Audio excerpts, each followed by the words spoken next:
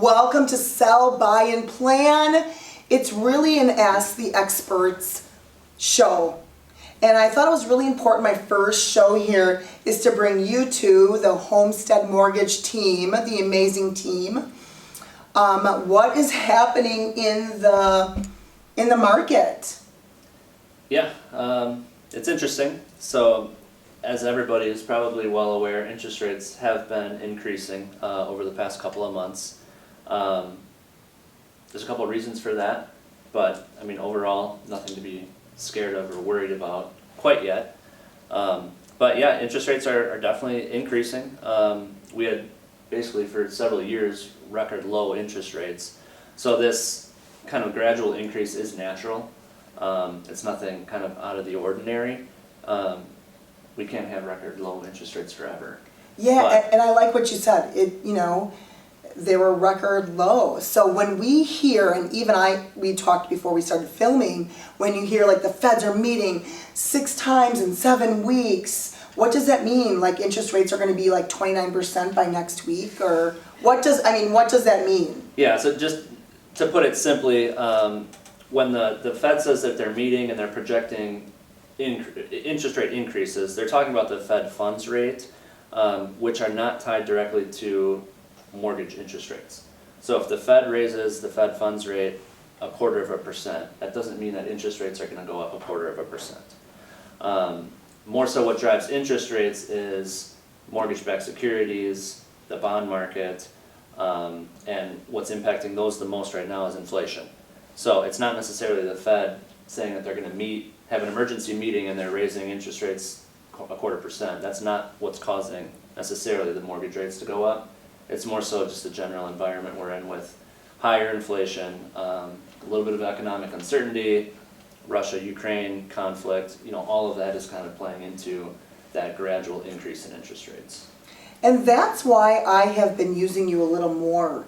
What I like about you guys is you're not a regular bank, that you are shopping for your buyers or your refuyers, yeah. Right? To get the best.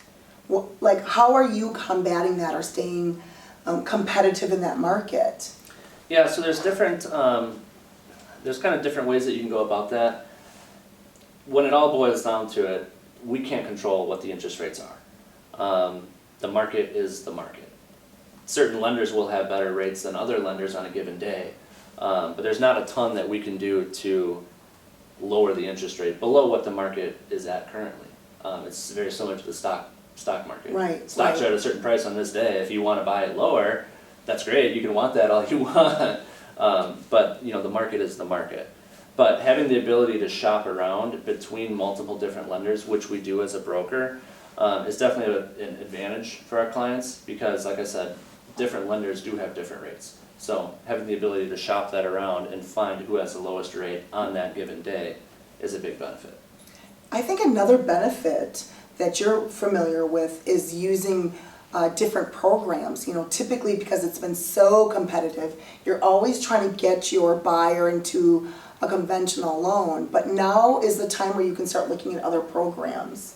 Yeah, and each program has different interest rates.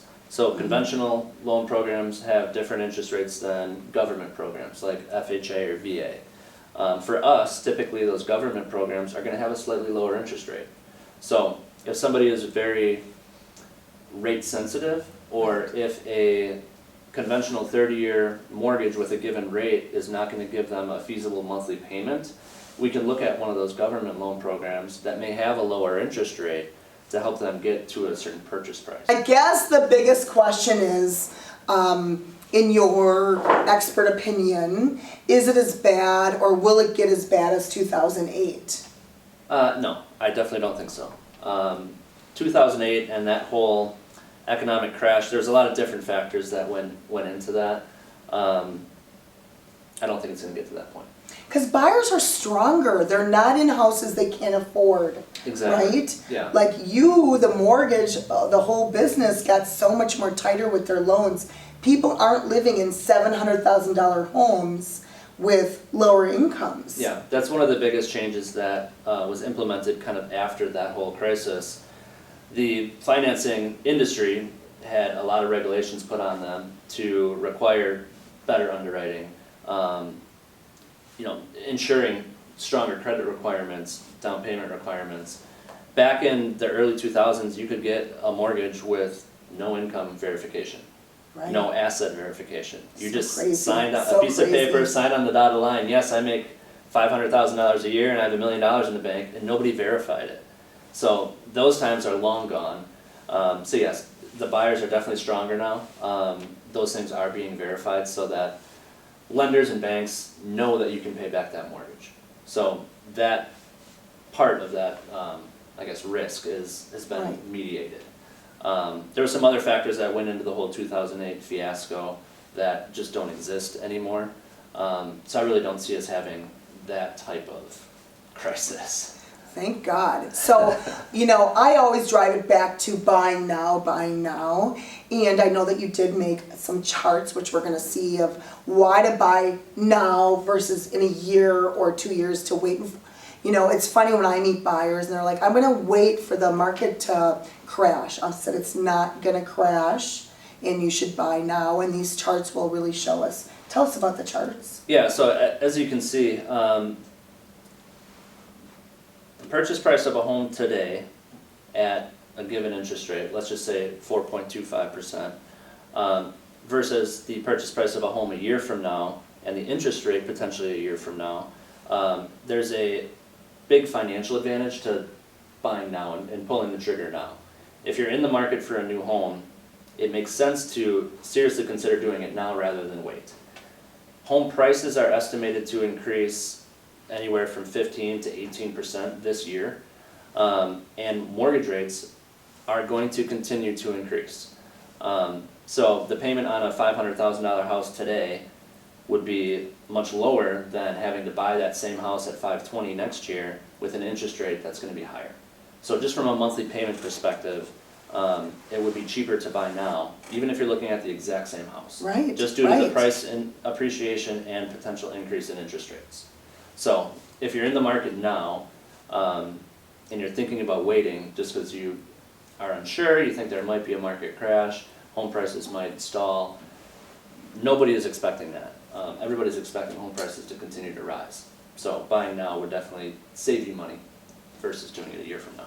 And for me, I always say, stop talking about it. Will and Heather, you guys are both so easy to get a hold of. I write an email, you have a little button that says apply now, and that's a soft pull, right?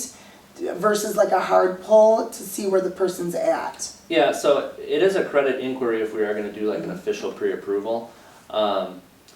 A lot of people, when they hear that, they think, oh my gosh, my credit's going to be jacked up for the next year. That's just not the case with mortgage inquiries. Typically, it is going to impact your score for a couple of points, Right. 2 or 3 points. But you get those back after 30 to 45 days. So it's not a permanent hit to your credit. It's not a permanent hard inquiry that's going to sit on there for 6 months to a year, for example. Right, and I guess that's why I needed you here. You are the expert on this.